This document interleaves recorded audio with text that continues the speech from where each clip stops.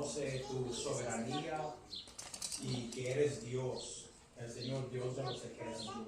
Padre, apelamos por esta nueva generación a estos niños, que el mundo es un desastre, Señor. El mundo, como dice el hermano, de generación a generación se pervierte más y más y más. Y estos niños se enfrentarán a un mundo muy diferente al mío, donde los valores, ética, donde las buenas costumbres, el amor, la verdad, todo está desapareciendo, Señor.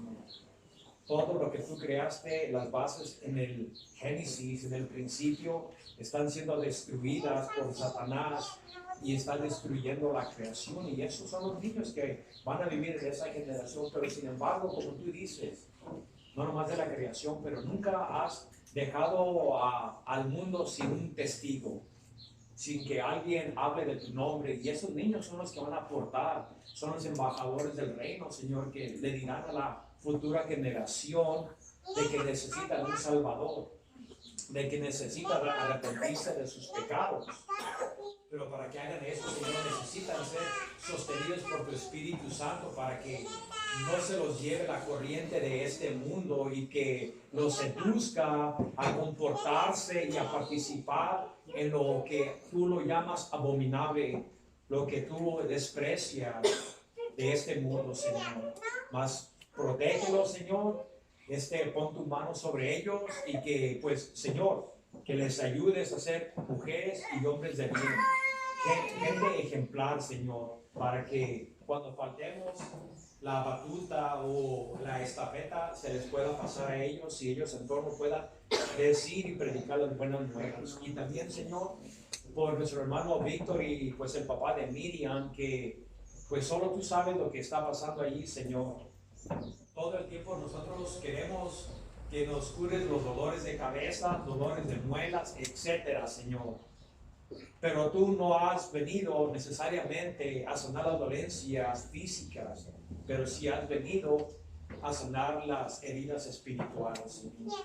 Y este hombre necesita de ti, necesita de tu salvación, necesita de tu perdón, Señor, porque él no puede irse de este mundo sin haber sido perdonado y justificado, porque se encontrará en el juicio, se encontrará frente a frente contigo, pero no como su Salvador, sino como su juez y ejecutor, Señor. Y nosotros no queremos eso.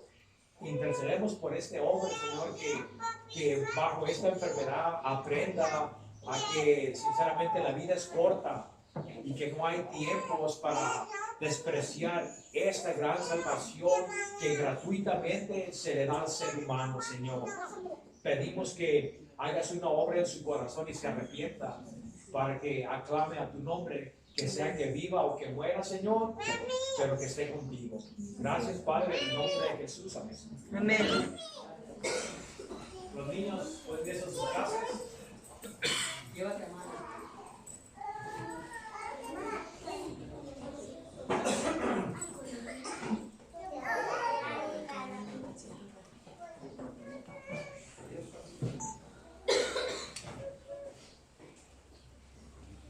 Ahora vamos a hablar de un tema muy importante sobre los últimos días.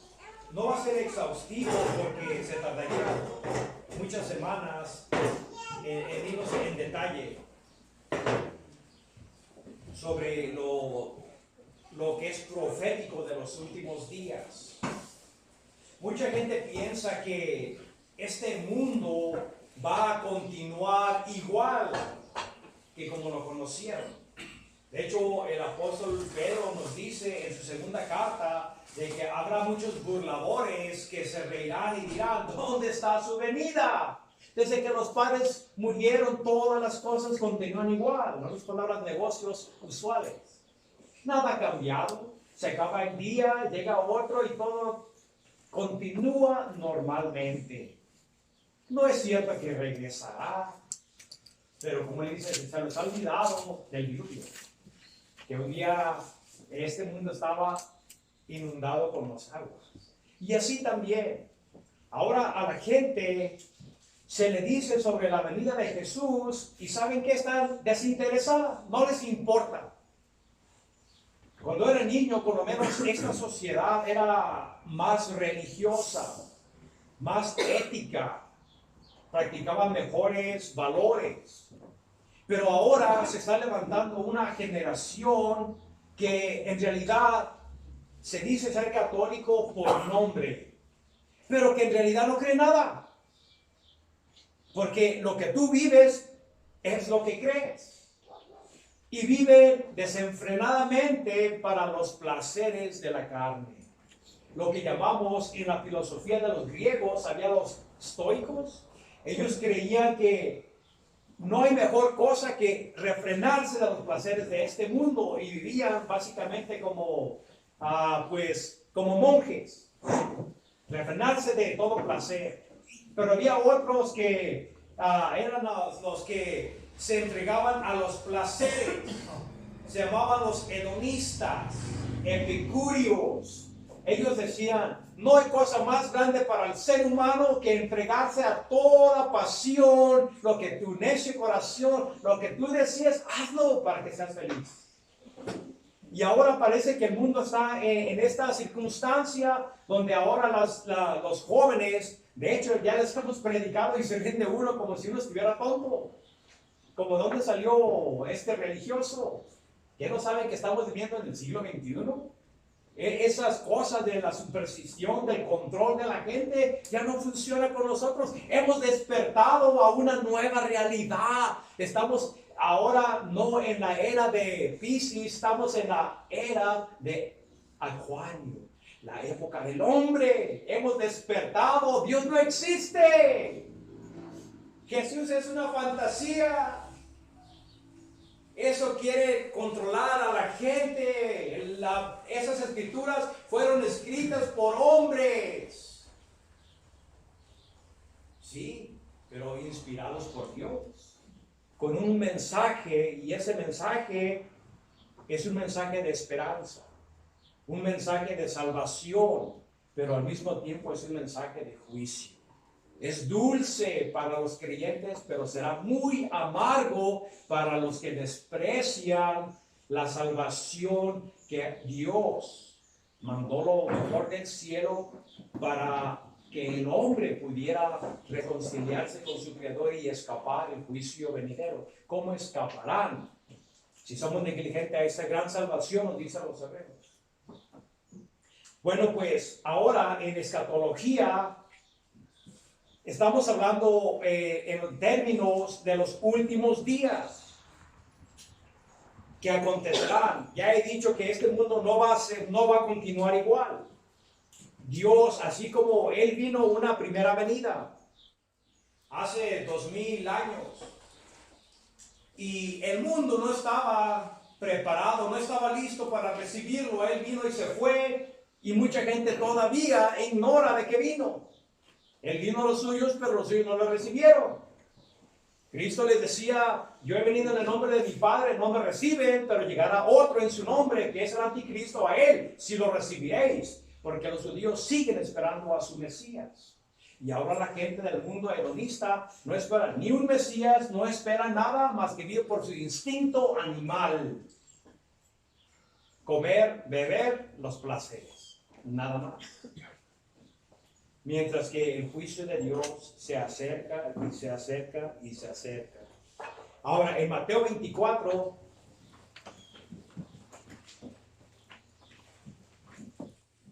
nos habla sobre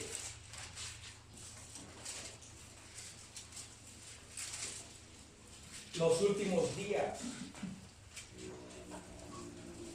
Aquí estamos hablando de la última semana de Jesús, donde Él estaba en el templo.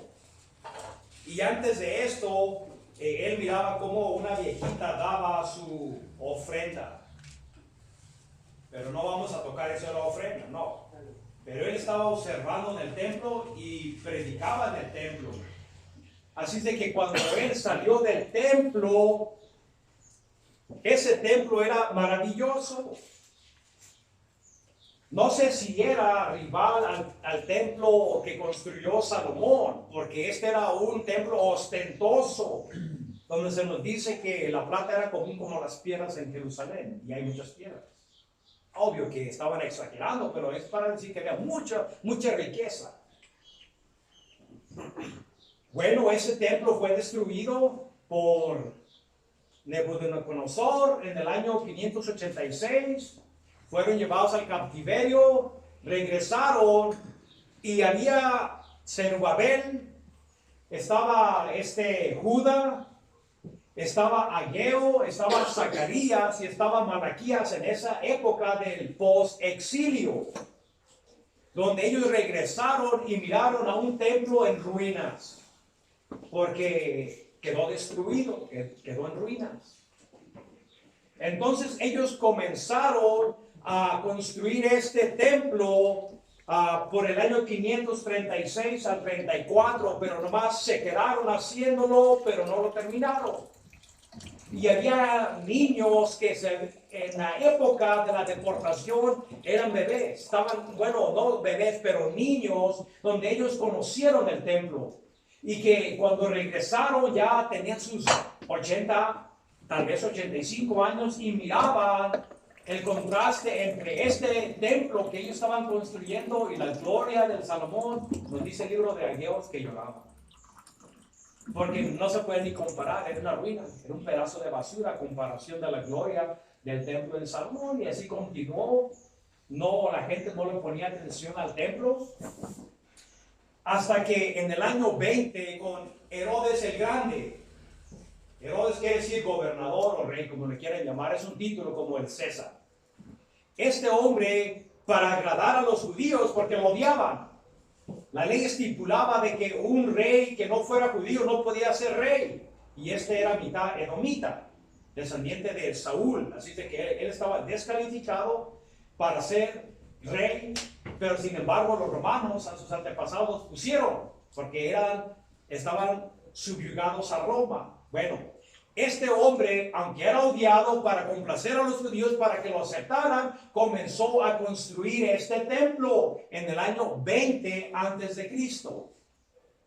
Y se terminó en el año 64 de nuestra época. Imagínense cuántos años no se tardó este templo en ser construido o ser reconstruido, porque lo que había cuando él llegó era pues un templo muy inferior, y cuando él terminó era una de las maravillas del antiguo civilización. Tenía tanto oro que a la distancia, porque Jerusalén estaba en una montaña, así de que la gente desde muchos kilómetros, muchas millas de distancia, cuando le pegaba el sol, brillaba como el sol, porque había mucho oro. Así de que esta era la gloria de los judíos. De hecho, este era tan ostentoso que en el Mateo 24 nos dice: entonces Jesús salió y se fue del templo, y sus discípulos vinieron a él para enseñarle las construcciones del templo. Ahora, pero no me sigan. En el capítulo 13 de Marcos nos dice: saliendo Jesús del templo, le dijo a sus discípulos: Maestro, mira qué piedras y qué edificios. Así de que los apóstoles estaban muy impresionados, que decían: wow, qué ostentoso es esto. Y le decían a Jesús: mira los edificios. Pero sin embargo Jesús respondió y les dijo: ¿ves estos grandes edificios? No quedará piedra sobre piedra que no sea derribada. Ahora, en su evangelio Lucas nos dice de que cuando él estaba en el templo, dice: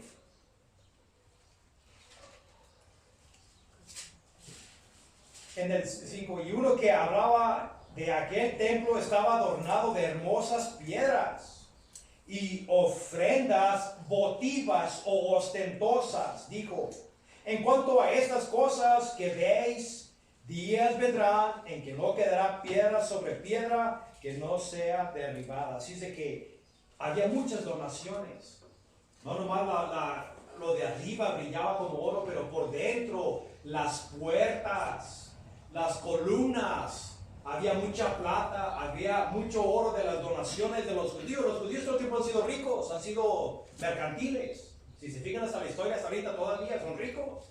Dice que ellos daban muchas donaciones al templo y sinceramente era una maravilla. Había piedras tan grandes que unos pesaban hasta 60 toneladas que ahora no se pueden ni levantar. No se sabe ni cómo las levantaron. Había piedras muy grandes. Y sinceramente casi con un corte perfecto, ni siquiera una tarjeta de crédito podías meterle o una navaja. Así era de magnificente este templo y su muralla. Así de que deslumbraba a los peregrinos, a unos de los romanos, a todos los que pasaban por ahí, deslumbraba. Esto era el orgullo de la nación de Israel, y así de que los discípulos también, ellos salían y miraban, híjole, es muy bonito. Mira, Jesús, mira las piedras, mira cómo están. Pero Jesús no quedó impresionado, porque él sabía que eso no iba a continuar. Y Jesús dice que, miras estas piedras, los días vendrán en que no quedará piedra sobre piedra que no sea derribada. Y sabemos que aquí estamos hablando del año 30, de nuestra época, es cuando él murió. Así es que el templo fue terminado en el año 65. Quiere decir que cuando se terminó, ya habían pasado 25 años, pero cuando fue destruida fue en el año 70. De hecho fue en el 64, 6 años que permaneció el templo ya terminado. Pero sabemos que el 6 es el número de la imperfección, porque ese templo es imperfecto para acercarnos a Dios. Iba a terminar. De hecho, aquí en Mateo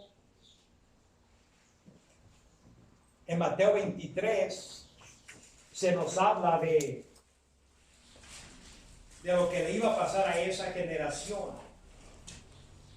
Los judíos eran muy revoltosos, todo el tiempo rebelándose contra Roma, hasta que Roma se cansó de ellos y mandó a los ejércitos de Roma y los destruyó. Nos dice en el versículo 23, 34. Bueno, vamos al 35. Para que venga sobre vosotros toda la sangre justa que se ha derramado sobre la tierra, desde la sangre de Abel, el justo, hasta la sangre de Zacarías, hijo de Berequías, a quien matasteis entre el templo y el altar. De cierto os digo que todo esto vendrá sobre esta generación. Y Jesús se lamentaba diciendo: Jerusalén, Jerusalén, que matas a los profetas y apedreas a los que son enviados. ¿Cuántas veces quise juntarte a tus hijos como una gallina junta sus polluelos debajo de las alas y no quisisteis? He aquí, vuestra casa o nación os es dejada desierta o destruida. Y es lo que estamos hablando, de que no iba a quedar piedra sobre piedra, iba a quedar desierta, porque os digo que desde ahora no me veréis más hasta que no digáis: bendito es el que viene en el nombre del Señor. Así es que iba a caer juicio sobre esa generación. Dios iba a inculpar a los judíos desde la sangre que fue derramada de Caín y Abel, como Caín mató a Abel, hasta Zacarías, hijo de Berequías, a quien ellos mataron en los tiempos de Zacarías, el profeta, lo mataron, porque no había lugar en sus corazones para recibir la reprensión de Dios, de que se arrepintieran y mejor decidieron matarlo. Así de que Dios iba a ajustar cuentas con la nación de Israel en el año 70. Por eso Jesús lloraba, porque él decía de que iba a haber una matazón, iba a haber un juicio muy grande a esta generación. Y se refería a la generación que oyó estas cosas. Cristo dice: no quedará piedra sobre piedra que no será destruido.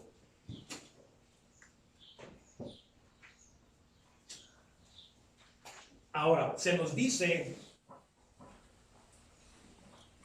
que los discípulos, ellos se quedaron con la espinita, porque no era posible de que este gran templo fuera destruido. ¿Cómo es posible de que eso pase? Así de que en Marcos nos dice, porque hermanos, vamos a hacer una diferencia. Aquí no estamos hablando del Sermón del Monte. El Sermón del Monte, esto aconteció en Galilea, en el mar de Galilea, al norte de Israel. Aquí estamos hablando del Sermón de los Olivos, o del Monte de los Olivos, o el discurso del Monte de los Olivos. Esto es cerquitas de Jerusalén, cerquitas del templo. En el templo estaba en una montaña, bajabas de esa montaña y había un vallecito pequeño, el Valle Sidrón, y había otro montecito, y estaba el Monte de los Olivos. De hecho, tú podías mirar el templo de donde Jesucristo estaba sentado. O del templo podías mirar al valle y mirar el huerto de los olivos. No estaba muy lejos. Así de que ellos se quedaron pues sorprendidos. Aquí no le está predicando a la multitud como lo hizo en el Sermón del Monte. Aquí nos dice a quién les dijo estas cosas. En el 2, en el 3 dice, y se sentó en el Monte de los Olivos. Eso es en Marcos 13:3.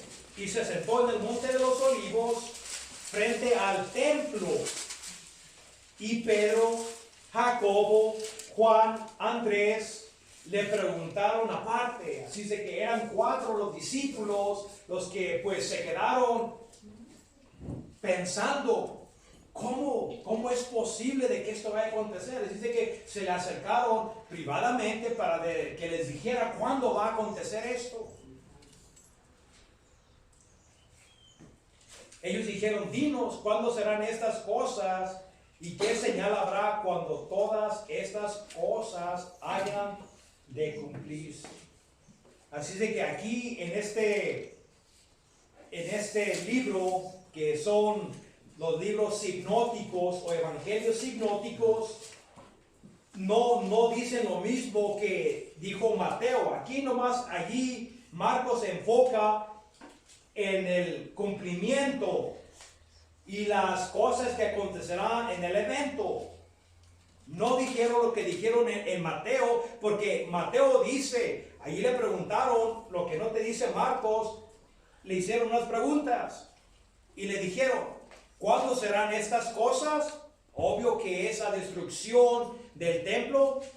¿Y cuál será la seña de tu venida?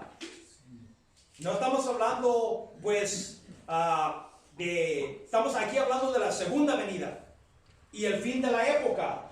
Ellos creían que el Jesús, el Mesías, vendría en su época, porque ellos pensaban, de acuerdo a su teología de aquella época, y de hecho es una realidad, de que los últimos días acontecieron cuando se apareció el Mesías. Cuando Jesucristo nació, los últimos días llegaron.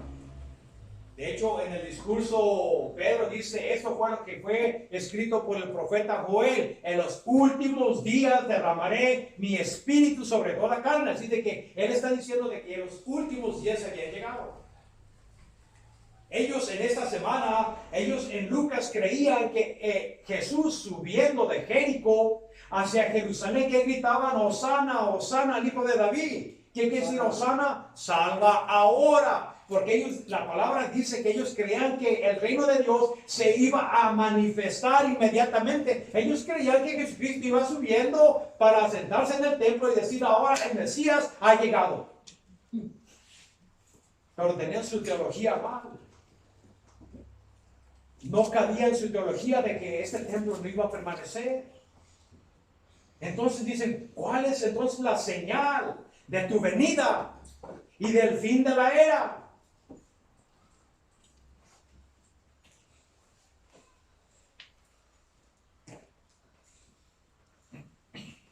En Lucas 21:7 nos dice, le preguntaron diciendo, maestro, ¿cuándo será esto? ¿Y qué señal habrá cuando estas cosas estén para suceder? ¿Cuándo serán estas cosas? ¿Qué señal habrá? Ahora, nuestros hermanos preteristas, ellos dicen que Mateo 24 se cumplió en la época de la destrucción del templo. Por eso preterista quiere decir pasado. Que esta profecía se cumplió en el año 70. Pero vamos a mirar de que en las escrituras todo el tiempo o muchas veces hay profecías que tienen doble cumplimiento, uno inmediato y otro lejano. Porque aquí nos dice que las manifestaciones serán estas. Una de las evidencias que la gente mirará sobre la destrucción del templo es esta. Él les dijo, mirad que no seáis, en Lucas 21, no seáis engañados, porque vendrán muchos en mi nombre diciendo, yo soy el Cristo. Y el tiempo está cerca. ¿Cuál tiempo? El tiempo de la inauguración del reino. Mas no vayáis en pos de ellos. Ahora, vayan a Hechos 5. Hechos 5. Una de las evidencias de los últimos tiempos es que habrá una abundancia de falsos mesías, falsos cristos. Pero eso ya había acontecido también, hermanos. Por eso digo, los hermanos preteristas en realidad sí tienen un punto, no son gente tonta.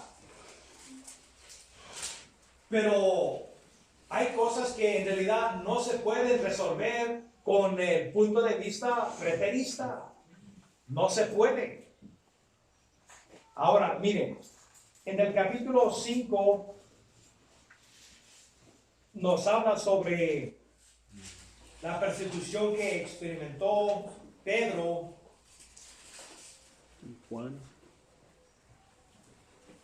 Pedro y Juan por haber proclamado el Evangelio.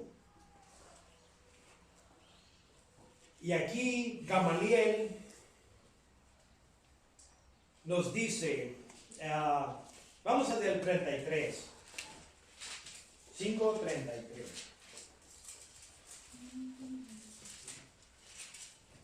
Ellos oyendo eso se enfurecían y querían matarlos. Entonces, levantando él el concilio, un fariseo llamado Gamaliel, doctor de la ley, venerado de todo el pueblo, dice, mandó que los sacasen fuera en un momento a los apóstoles, y luego dijo, varones israelitas, mirad por vosotros de que veáis hacer estas respecto a estos hombres. Porque antes de estos días se levantó Teudas diciendo que era alguien, y se refería pues a un Mesías que iba a establecer el reino, a quien a este se unió un número como de 400 hombres, pero él fue muerto y todos los que le obedecían fueron dispersados y reducidos a nada. Así que ya había uno que había dicho que él era el Mesías, como dice Gamaliel, pero lo destruyeron, era falso. Después de este se levantó Judas, el Galileo, en los días del censo, y llevó en pos de sí a mucho pueblo. Pereció también él, y todos los que le obedecían fueron dispersados. Así de que, ahí vamos a pararle. Así de que había gente que ya en los tiempos desde que Jesús en el censo, ya había gente que se autoproclamaba el Mesías. De hecho, el que organizó el partido de los celotes en el año 6 de nuestra época, él decía de que él era el Mesías. De hecho, Flavio Josefus, él hablaba de que había 10,000 alzamientos. Obviamente que él estaba exagerando, no hubo 10,000. Pero lo que él decía en sus crónicas es de que no era inusual de que muchos se levantaban en aquella época antes de la destrucción del templo proclamándose Mesías. Pero todos, como dice Gamaliel, llegaron a nada. Así es de que, pero ahora Jesucristo en Mateo nos habla sobre, porque ahí le preguntan, ¿cuándo se harán estas cosas? ¿Cuál es la señal de tu venida y del fin de la época? Y Jesús les dijo a ellos, tengan cuidado que nadie os engañe. Y ya hemos dicho que los hermanos preteristas, ellos creen que esto se cumplió antes de la destrucción del templo. Nosotros sí sabemos de que había muchos anticristos, muchos que se proclamaban cristos en esa época, pero en el futuro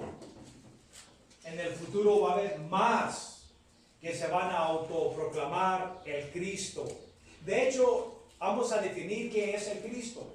El Cristo quiere decir como el ungido. Mesías quiere decir ungido. Ungido por quién? Por Dios, para proclamar un mensaje de parte de Dios o establecer el reino. O redimir, salvar. Ahora, puede que sea una persona o que sea un sistema. Cualquier sistema que se diga, tienes que pertenecer a nuestro sistema, si no, no puedes ser salvo, entonces ese sistema es tu Mesías. O si es una persona, porque ha habido gente que se dice que es Cristo en la tierra. Y podemos mirar eso en las computadoras.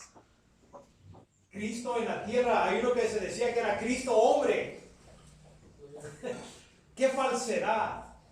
Pero esto no es nada a lo que va a acontecer en el futuro. Antes de la gloriosa venida de nuestro Señor Jesucristo va a haber una abundancia de falsos cristos.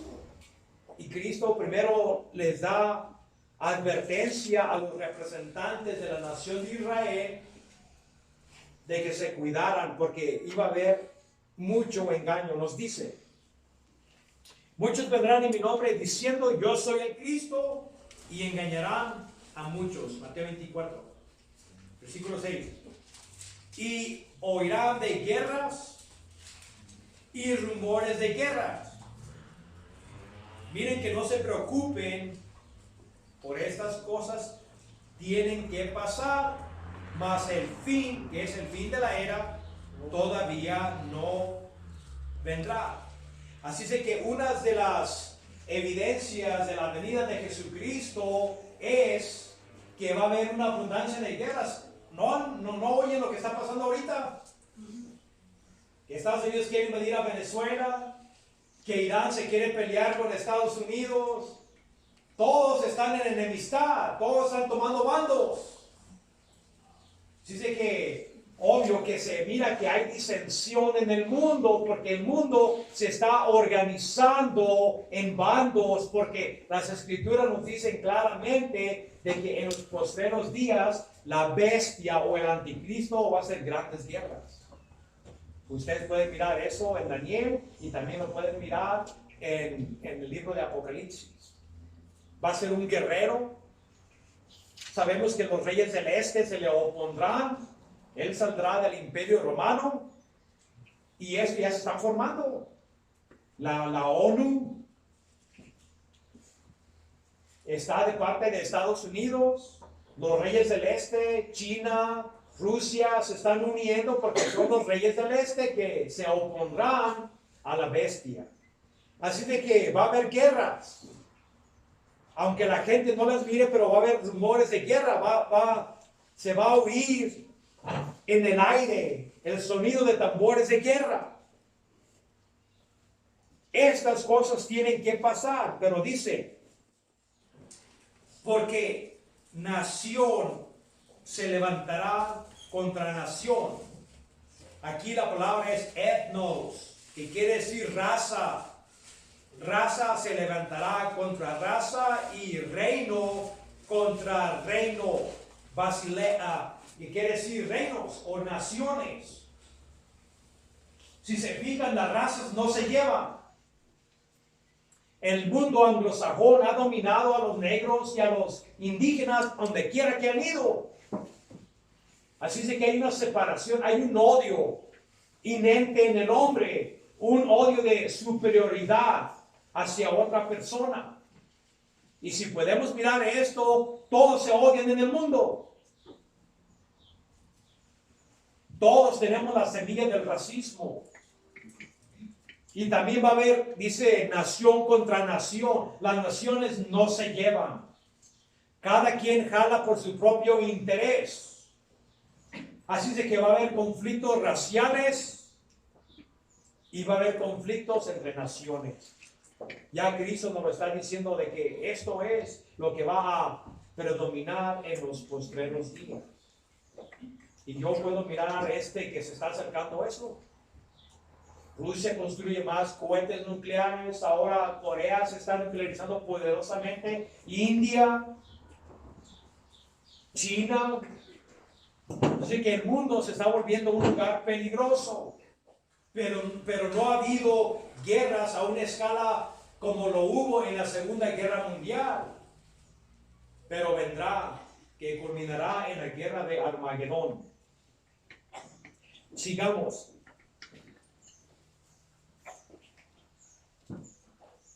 Dice, porque nación se levantará contra nación, reino contra reino, y habrá hambrunas, pestilencias, que son enfermedades causadas por la guerra, el hambre también, terremotos, en muchos lugares.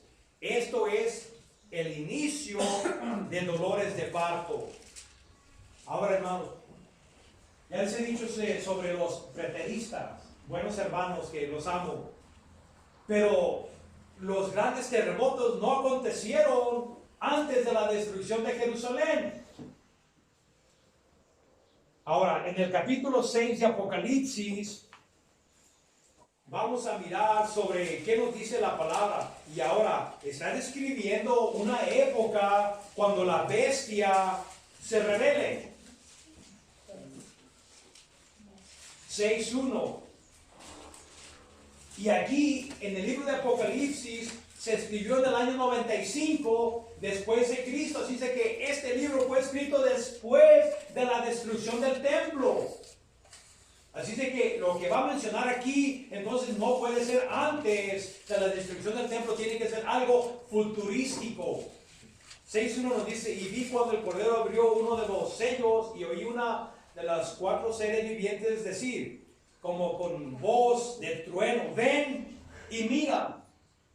Y miré, he aquí un caballo blanco, y el que lo montaba tenía un arco, y le fue dada una corona, y salió venciendo y para vencer. Aquí es a la mitad de la tribulación, donde este hombre, el hombre del pecado, se manifiesta por lo que es. Los primeros 3 años y medio va a ser una época de paz y seguridad, donde según él va a querer dar paz, estabilidad a la tierra, y tendrán que hacer pacto con él. No, aquí ya es cuando se sientan en el templo de Dios y todo el caos, él se manifiesta por lo que es. Así de que él sale aquí a engañar. Y para vencer, se le dio una corona, se le dio porque Dios es el que le dio la autoridad, y también un arco que representa de que él sale a conquistar sin conflicto al inicio.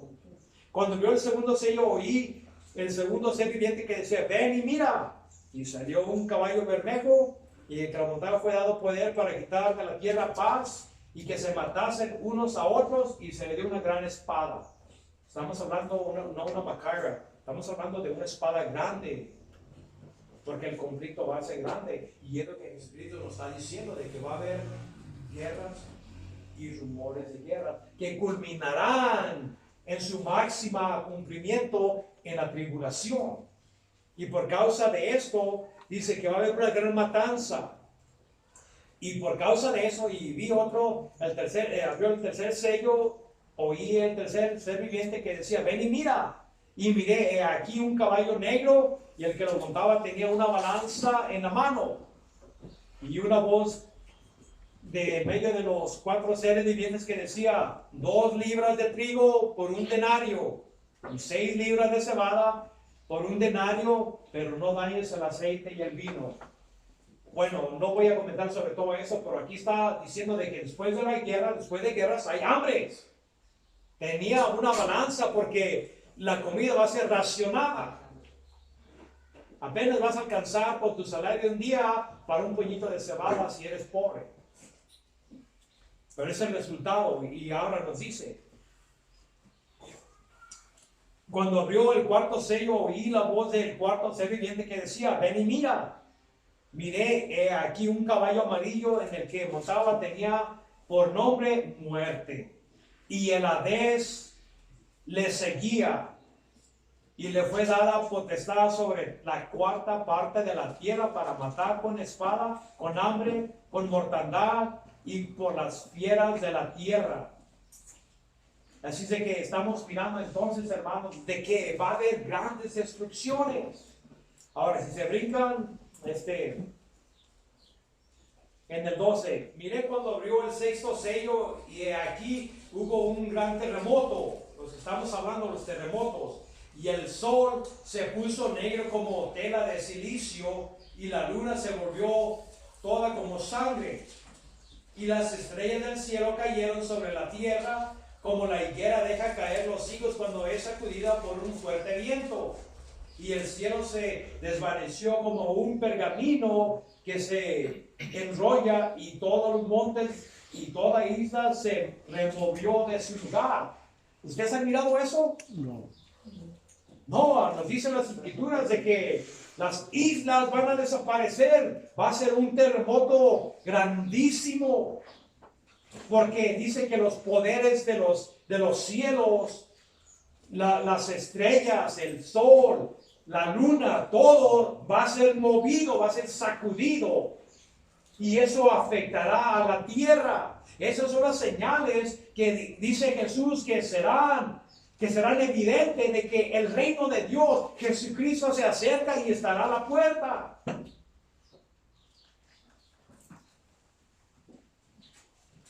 Así de que eso es lo que dice Mateo 24. El comienzo de los dolores de parto, pero ¿a qué se refiere esta metáfora? Al reino.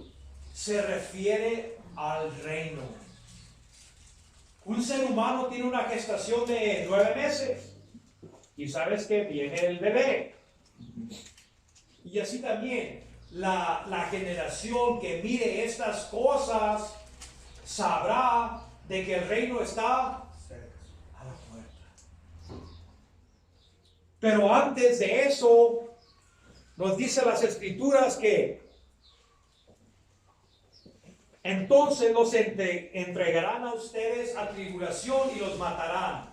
Sabemos que eso aconteció también en la época de Pablo, que había una persecución contra los judíos, pero nada a compararse con lo que ha de acontecer antes de la venida de Jesús.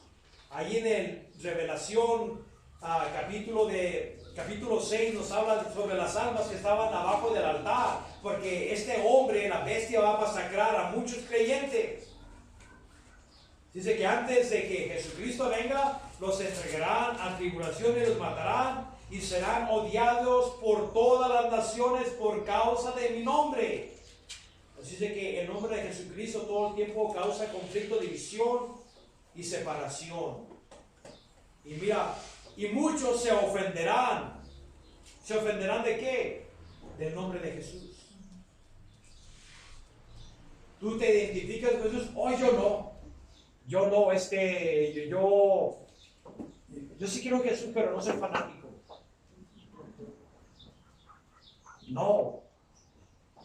En nombre de Jesús, los verdaderos creyentes jamás comprometerán su fe, jamás. Y por causa de eso van a ser atribulados y perderán su vida. Y sabemos que nos dicen las escrituras de que va a haber una gran matazón en la tierra. muchas personas serán martirizadas. De hecho, Juan nos dice que miró del trono a todos los que habían sido masacrados por el nombre de Jesús. Dice que miró y era un número que nadie podía contar. Parados delante del trono con sus palmas en las manos, que la palma representa victoria. Agarraron la victoria sobre la bestia, sobre el diablo y sobre el pecado por su fe en Cristo Jesús, pero sellaron su fe con su muerte.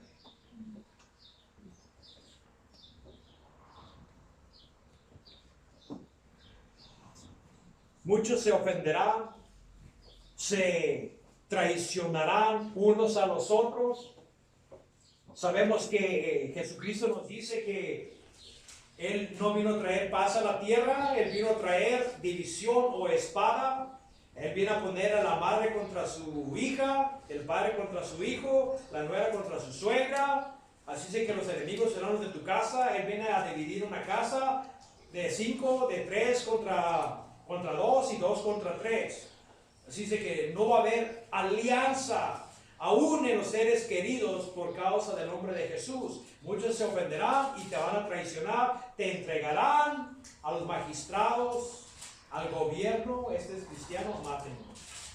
Y serán odiados y se odiarán unos a los otros. Esto es la condición del ser humano. Así de que se odiarán por causa del evangelio. Y muchos falsos profetas se levantarán y engañarán a muchos. Y es lo que nos estaban diciendo aquí al principio.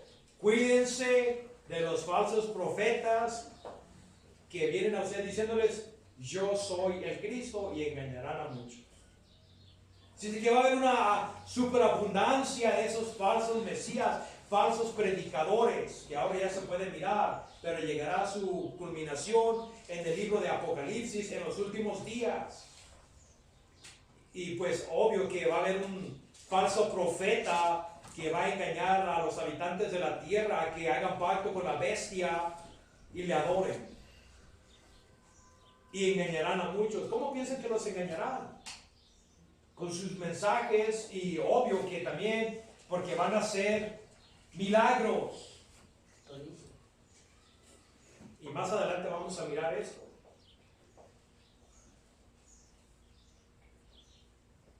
Y porque por causa de la maldad, dice que abundará el amor de muchos, se enfriará. Y eso es lo que yo les he estado diciendo, hermanos, de que ahora ya nadie quiere nada. El amor de muchos por la verdad se ha terminado. La verdad, Jesús ya no está de moda. Y en los postreros días el hombre despreciará el nombre de Jesús. De hecho, nos dice la palabra de que ni siquiera pararán de adorar ídolos que no ven ni caminan. No se arrepentirán de adorar demonios. Los ídolos son demonios, nos dice la palabra. Eso es la condición del ser humano, que está en un estado de rebeldía contra su creador, y en vez de creer la verdad le pondrá atención a los falsos profetas. Los falsos profetas, obvio que usan el nombre de Dios para presentarse como obradores de justicia, pero es el mensaje el que es destructivo. Y nos dice la palabra que engañarán a muchos. No pocos, muchos. Pero el que persevere hasta el fin será salvo. Nosotros creemos, hermanos, en la perseverancia de los santos. ¿Qué quiere decir eso? Que la persona que ha sido regenerada por el Espíritu de Dios permanecerá en fe hasta su muerte. No importa si es muerte natural o si es muerte por tribulación o persecución, no importa, tiene una fe inquebrantable. Todos aquellos que se hacen para atrás, que llamamos la apostasía, aquellos que una vez profesaron el nombre de Jesús, pero cuando su fe su fe fue probada, se hicieron para atrás. Esta gente, obvio que no era de Dios, porque los verdaderos creyentes en Jesucristo desprecian aún su vida por el nombre de Jesús. Perseverarán hasta el fin. Y aquí en este contexto está hablando sobre el fin en los tiempos de antes de la venida de Jesús. Va a haber mucha gente que va a morir por el nombre de Jesús. Mucha gente.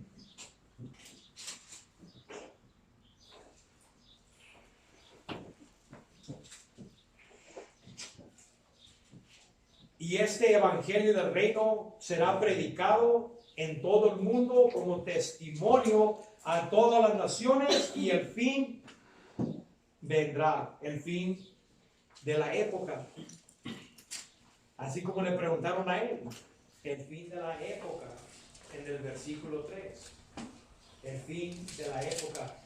Porque los judíos, ellos sabían que el fin de la época era el día que se iba a inaugurar el reino mesiánico. Así de que Jesús está diciendo, ok, va a haber una destrucción de ese templo. Pero él comienza diciéndole sobre los días postreros, no sobre los eventos que iban a acontecer 40 años después. Dice que él se fue más allá de la destrucción de Jerusalén, se fue al futuro. Lo que se hará en escala menor y la destrucción del templo se hará en una escala mayor en los fines de los tiempos, antes de la venida de Jesús. Y ahora aquí nos está hablando sobre, en el 25, sobre la abominación que causa desolación. Y esto podemos mirarlo en el 2 de Tesalonicenses, que nos habla de el hombre del pecado. O en Daniel como una bestia o un cuerno. Este hombre que llamamos el anticristo, que a la mitad de la tribulación se va a meter adentro del templo y se va a autoproclamar Dios. Y sabemos, hermanos, que por la historia, que Flavius Titus, cuando él fue y destruyó el templo en el año 70, él puso un ídolo allí para burlarse de los judíos.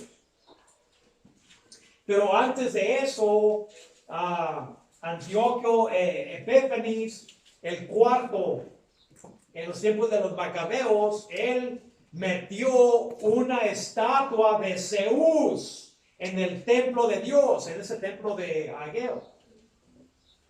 Y ofreció una puerca, obvio para manchar, para burlarse de los judíos. Y muchos judíos participaron con él, que se llaman judíos apóstatas. Pero esos eran precursores en escala menor de lo que había de venir. Porque aquí nos está hablando de que él se va a sentar en el templo. Nos dice, entonces, cuando miren la abominación que causa desolación, hablada o profetizada por el profeta Daniel, que está parada o se sienta en el lugar santo. Y obvio que ahorita no hay templo. Ese es el conflicto que tienen en el Medio Oriente, que la mezquita, según se especula, es donde estaba el templo de Dios, pero sinceramente no se sabe por seguridad, porque los romanos destruyeron tan profundo el templo de que no hay evidencia. ¿Por qué? Porque cuando ellos destruyeron el templo y lo quemaron, el oro se derretía y caía, se metía dentro de las piedras, y por eso los romanos tumbaron y quebraron las piedras para sacar el oro que se metía entre las piedras. Por eso Jesús dijo, no quedará piedra sobre piedra que no será derribado. ¿Por qué? Porque el oro se metía dentro por causa del calor. Y nuestros hermanos preteristas dicen, bueno, es que eso se cumplió en el año 70. Este hombre Tito puso una imagen y pues profanó el templo, ¿no? Pero aquí está hablando ya esta profecía que fue escrita en el año 95 y ya no existía el templo. Entonces, ¿cómo va a sentarse la bestia en un templo que no existe ya? No, hermanos, nos habla del capítulo 38 en adelante de Ezequiel, de que va a haber un templo futuro. Yo no sé cómo va este hombre que va a tener ayuda del diablo y todos sus ejércitos para traer y restaurar una relación entre los judíos y los musulmanes para que ellos puedan construir su templo. Yo no sé cómo lo va a hacer, pero lo va a hacer. De hecho, ya tienen todos los utensilios, tienen todo para comenzar los sacrificios, pero no tienen el lugar. Pero este hombre les va a dar un lugar donde van a continuar ahora los sacrificios.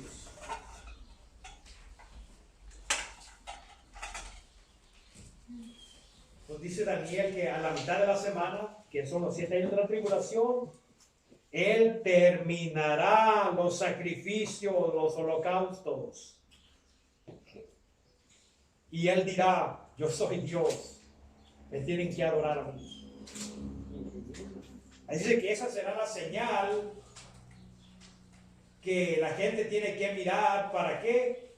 Fíjate aquí la geografía. Y los que están en Judea, no dice los que están en la Ciudad de México. No.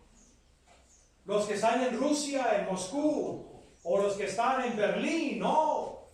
Porque la tribulación es para los judíos. Y Jesús le está diciendo a los discípulos que son representantes de la nación de Israel, que Israel en el futuro iba a ser perseguida y que va a haber un templo y que los judíos, porque ahora ya están en su tierra, cuando miren que este hombre entre en el templo, anule los sacrificios y se autoproclame Dios, que eso va a ser la señal donde ellos, los que están alrededor de Israel, corran, huyan, porque ahí viene una gran matanza contra ustedes. Y eso no va a ser algo que Hitler lo van a hacer mirar como un niño. Este hombre va a matar a 2/3 de judíos, nos dicen las escrituras. Eso es la evidencia. Dice, cuando los que estén en Jerusalén, que miren a esta bestia profanar el templo, dice, huyan a las montañas. Y los que estén en los techos de sus casas, no bajen a tomar nada. No es tiempo para sacar tu ropa o tus joyas. Es tiempo de huir por tu vida. Y el que está en el campo, no regrese por su ropa. Pero hay de las mujeres que estén encintas o que estén amamantando niños o bebés en aquellos días. Y oren que su salida o su huida no sea en el invierno, son severos, o en el sábado. Nosotros no celebramos los sábados. Para nosotros estamos en un sábado eterno. Los judíos siguen celebrando los sábados. Y lo que aquí están diciendo las mujeres que tienen bebés chiquitos, va a ser muy difícil su huida. No podrán correr como una persona que no tiene nada que cargar. O también que te encuentren el día del sábado, ¿qué hacen? Nada. Están acostados, están sentados, están relajados, guardando el día del reposo. Por eso dice que ese día no sea el sábado, porque te va a agarrar sin preparar. No estarás listo para huir de repente. Porque habrá gran tribulación. La mitad de la tribulación se llama la gran tribulación, como nunca ha habido desde que hubo la creación del mundo hasta ese tiempo. No, ni lo habrá. Y a menos de que aquellos días fueran acortados, ningún ser humano o ninguna carne será salvada. ¿Qué es lo que nos están diciendo aquí? Esto no aconteció, obvio, en el año 70. Fíjense, hay mucha gente. Lo que aquí nos está diciendo es de que va a ser tan severa esta tribulación. Ustedes pueden mirar en el libro de Apocalipsis de su tiempo. desde el capítulo 9 en adelante hasta el 18, y van a mirar los juicios de Dios, donde se nos habla que a un tercio de la vegetación será quemada, las aguas también serán contaminadas, va a haber matazones por terremotos, por guerras, pestilencias, que son enfermedades, todo esto. Cuando Dios abra los sellos y comience a mandar los juicios más y más y más y más rápidos que provienen de Dios. Dios nos dice aquí que va a ser tan severa la vida para esa gente en esa época, que si Dios no acortara esos días, ningún ser humano sobreviviría. Porque el mundo va a ser casi destruido. Pero fíjense lo maravilloso, hermano. Pero por causa de los elegidos, esos días serán acortados. Y aquí nos está hablando en el término de los judíos, de que por causa de los judíos, el pueblo de Dios, esos días serán acortados. De la gran tribulación que comienza a la mitad de la tribulación, que son 7 años. La gran tribulación son 3 años y medio, lo último. De ahí es donde va a haber una destrucción masiva, va a haber guerras, hambres y todo eso. Por eso Dios dice, ok, yo estoy en control de todo esto y pondré un alto, un hasta aquí a esto, porque por causa de mi pueblo Israel, yo voy a cortar esos días. Porque si no, ni ellos van a sobrevivir. Si alguien les dijera a ustedes, miren, allí está el Cristo, no vayan, no lo crean. Porque muchos falsos cristos, falsos profetas, se levantarán. No dice que Dios los levantará, ellos se levantarán. ¿Y cuáles son sus credenciales que los va a acreditar como según emisarios de Dios? Grandes señales y prodigios para engañar. ¿Ustedes piensan que lo que se está haciendo ahora en estas mega iglesias, todo es de Dios? No. No. De hecho, hasta el falso profeta va a hacer que caiga fuego del cielo en la presencia de los hombres, y el hombre, ¿qué dirán? ¡Wow! ¿Quién es como la bestia? Esos son poderes engañosos que obvio que Dios va a permitir que por medio de influencia satánica acontezca. Dice que van a ser grandes señales. No todo lo sobrenatural viene de Dios, quiero que sepan. Ahora se le atribuye todo al Espíritu de Dios. Ayer estaba mirando un video sobre gente que daba vueltas sin control. Y gente que se agachaba y sinceramente tú puedes mirar que esto es sobrenatural. No es natural, te vas a quebrar. Mujeres que pesan 120 kilos volteándose así a algo macabro. Gente rolando en el piso, sin control. Gente torciéndose bien feo. Y los falsos maestros diciendo que este es del Espíritu de Dios. No. Sinceramente, eso es blasfemia. Gente riéndose sin control. Gente desgreñándose, hasta tirándose al agua desde bien alto. Se tiraban a una piscina en la iglesia, no sé si era un tipo de bautismo, y mojando toda la gente. Digo, mira qué aberrante es esto. ¿Hasta dónde ha llegado el engaño de la gente? No todo lo espectacular, no todo lo sobrenatural proviene de Dios. Eso es una gran tristeza, pero eso tiene que acontecer.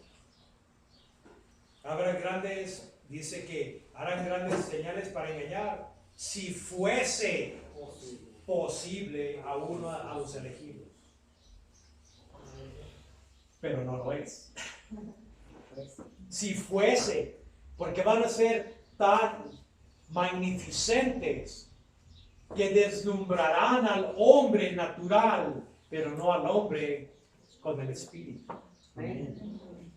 Porque tenemos una unción que dice que nadie nos puede enseñar, porque el Espíritu o la unción nos hace saber todas las cosas.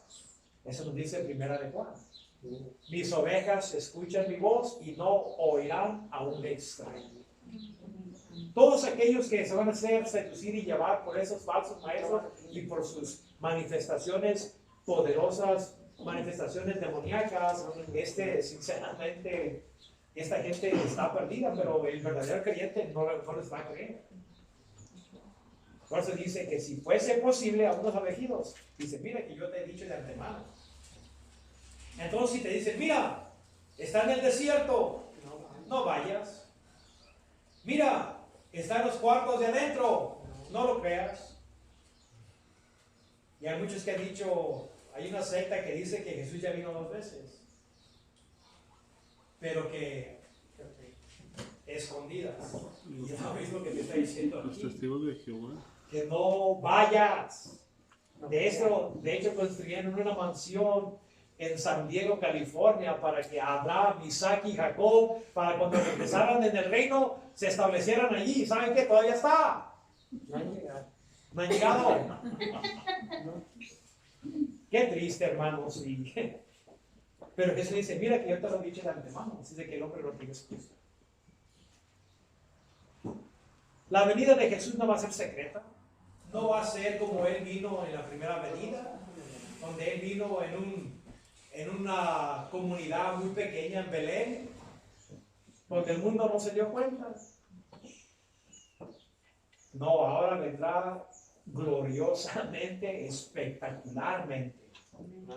Se nos dice porque como el relámpago resplandece del este hacia el oeste, así será la venida del Hijo del Hombre.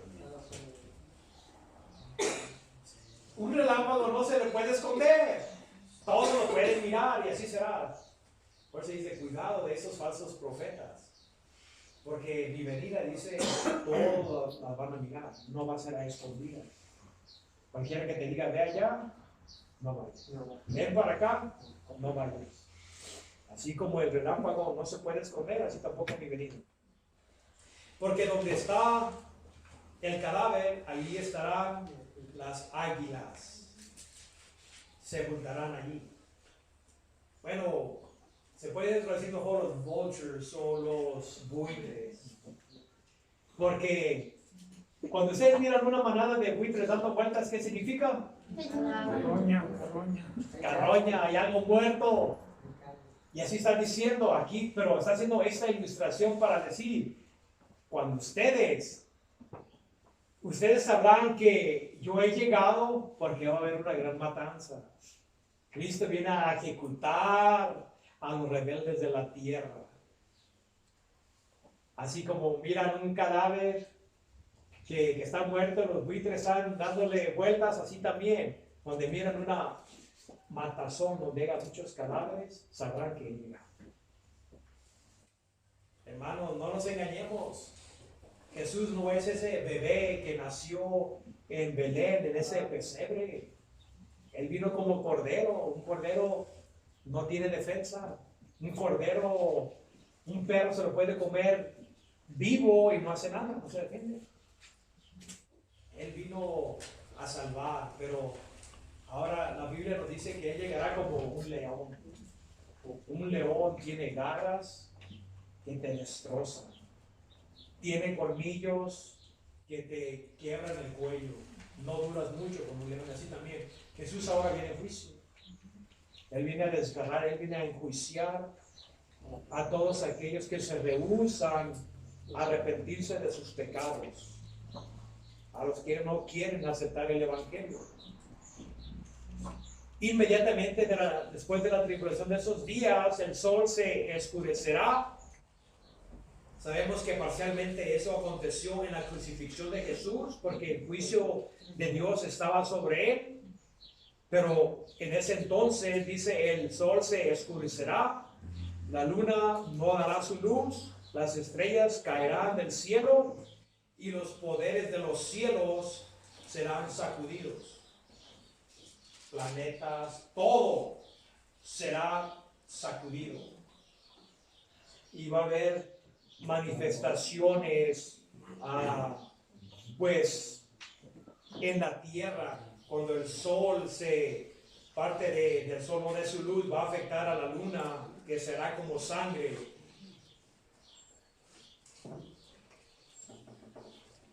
Entonces la señal del Hijo del Hombre aparecerá en el cielo, y todas las tribus de la tierra, dice, básicamente mourn quiere decir como llorar, ahuyentarán, se lamentarán. Fíjense, guarden su lugar ahí, vayan a Apocalipsis 6 para ver qué es lo que ellos dirán. 6:15 nos dice, y los reyes de la tierra, y los grandes ricos, los capitanes, los poderosos, y todo siervo y todo libre, sin excepción, se escondieron en las cuevas y entre las peñas de los montes, y decían a los montes y a las peñas, caed sobre nosotros, y escóndenos del rostro de aquel que está sobre el trono y de la ira del Cordero, porque el gran día de su ira ha llegado, y quién podrá sostenerse en pie. Ellos se lamentarán porque sabrán de que su juicio, su ejecución ha llegado.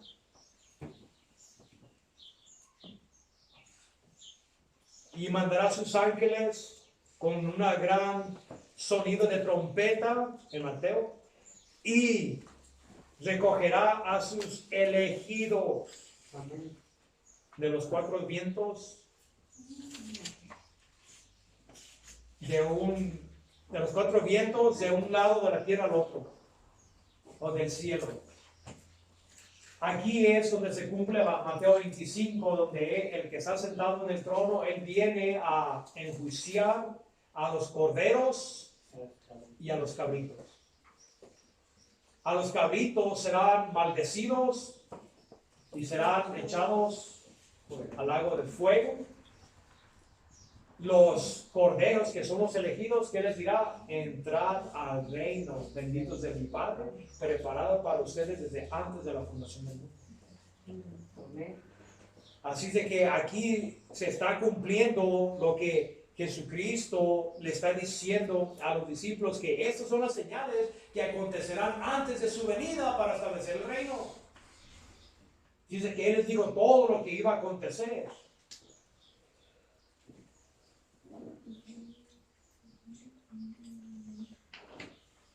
Dice, ahora aprenden eso de la parábola de la higuera, cuando sus ramas están tiernas y le salen hojas, que el verano se acerca. Y ustedes, cuando miren esas cosas, sepan de qué está el reino, que está a la puerta. De seguro les digo a ustedes que esa generación no pasará hasta que todas estas cosas se hayan cumplido. El cielo y la tierra pasará, pero no mis palabras. Así de que aquí les está diciendo, esa generación que mire todo lo que les estoy diciendo sobre la gran matanza, sobre las señales en los cielos, dice, se cumplirá en esa generación. Pero va a haber un tipo de actitud en esa época, pero como los días de Noé. Pero el día, dice, y la hora nadie sabe, ni los ángeles del cielo, solamente mi Padre. Pero como los días de Noé eran, así también será la venida del Hijo del Hombre. Porque en los días antes del diluvio, dice, comían y bebían, se casaban y se daban en casamiento. Hasta que Noé entró al arca y no supieron hasta que vino la inundación y se los llevó. Así será la venida del Hijo del Hombre. Dos hombres estarán en el campo, uno será llevado y otro dejado. El que es llevado es a juicio y el otro es dejado para entrar al reino. Dos mujeres estarán moliendo en el molino. Uno será llevado a juicio y otro será dejado. Entonces, cuiden, porque no saben el día en que tu Señor viene.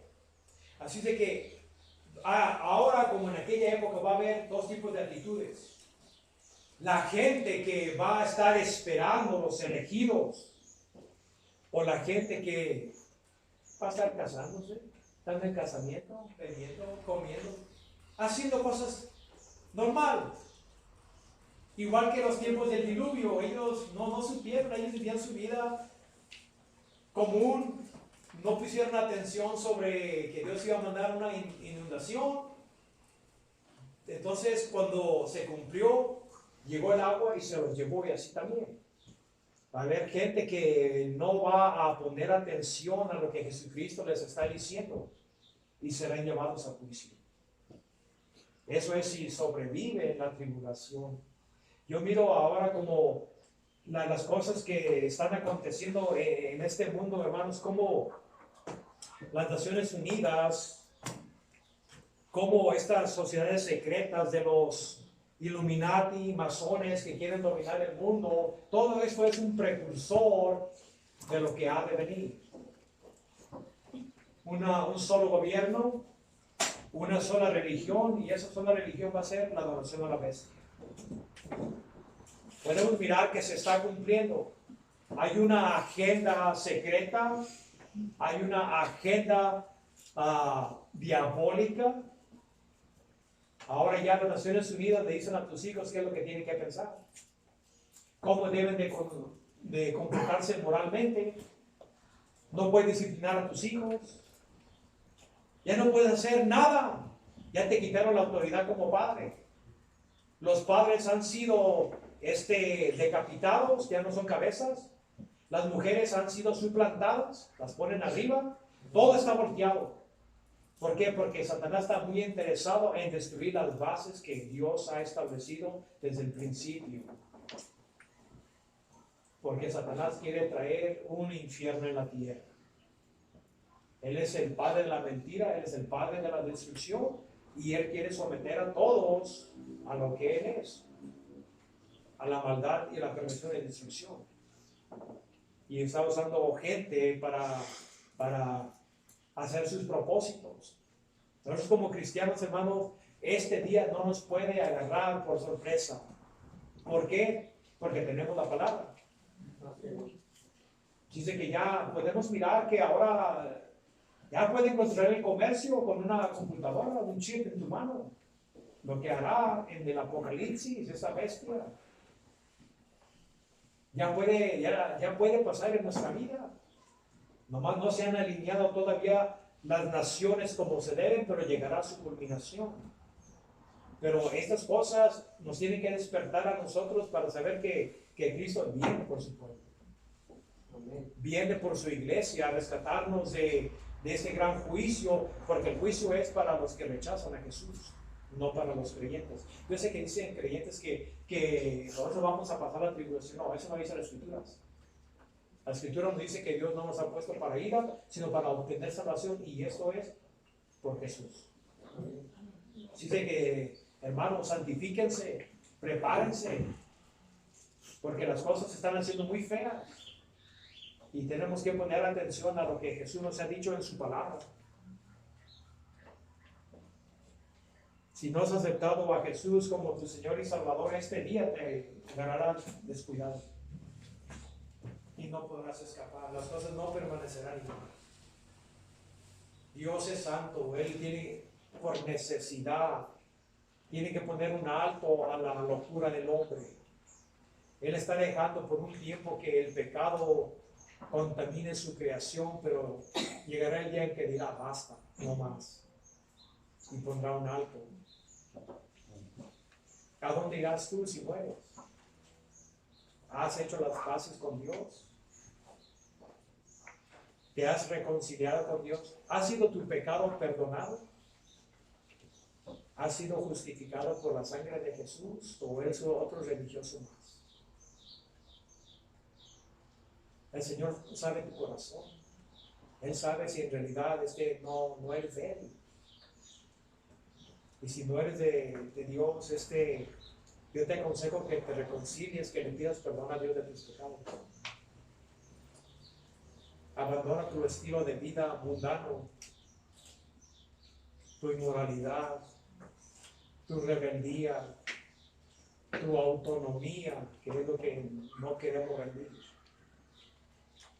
Dios quiere salvarte, pero Él quiere que tú vengas a Él bajo sus términos, no los tuyos. Si tú vienes con tus condiciones a la mesa para negociar tu salvación, Dios no te aceptará. Dios es santo, Él es perfecto, solo te aceptará en Cristo Jesús si tienes una fe genuina, un arrepentimiento genuino y fe para con Dios. ¿Qué es fe para con Dios? Que abandones tu vida pecaminosa y sigas a Dios cargando tu cruz. Si tú eres cargas tu cruz y perseveras, como dice la palabra, hasta el fin, serás salvo. Si no, tarde que temprano te apartarás. Tarde que temprano, si eres del mundo, el mundo te reclamará, llamará tu nombre porque eres de ellos. Y te habrás engañado a ti mismo. Venir aquí no te hace cristiano. Nacer en una cuna cristiana, en un hogar cristiano, no te hace cristiano. Yo sé que la cizaña tiene que ver en la iglesia, ya es profético, pero yo te tengo que dar advertencia aquí de que necesitas un Salvador. Si te mueres destituto de la justicia de Cristo, te vas a ir al infierno. Yo no puedo decírtela de ninguna otra manera, no puedo suavizarlo. Yo te tengo que decir la verdad como es. Si tú mueres sin Jesús, te vas a ir al infierno a esperar un juicio donde tus antecedentes penales, que se llama el libro de los hechos, será abierto con tu nombre y darás cuenta de toda palabra inútil, de todo pensamiento, de todo acto que hayas hecho en la vida. Yo te aconsejo, si no conoces a Dios, si has jugado juegos con Dios, si todavía tu corazón está en el mundo, que te reconcilies con Dios para que el pecado no vaya a ser tu ruina. Reconcílense con Dios porque Él hizo a Él que no por ser pecado, ser hecho pecado por nosotros para que fuéramos hechos la justicia de Dios en Él. Dios es bueno, Él perdona, pero solo aquellos que se arrepienten de todo corazón y vienen a Dios quebrados, contritos, arrepentidos y que son deseosos de seguir a Dios. Sí, hermano. Dios los bendiga. Amén.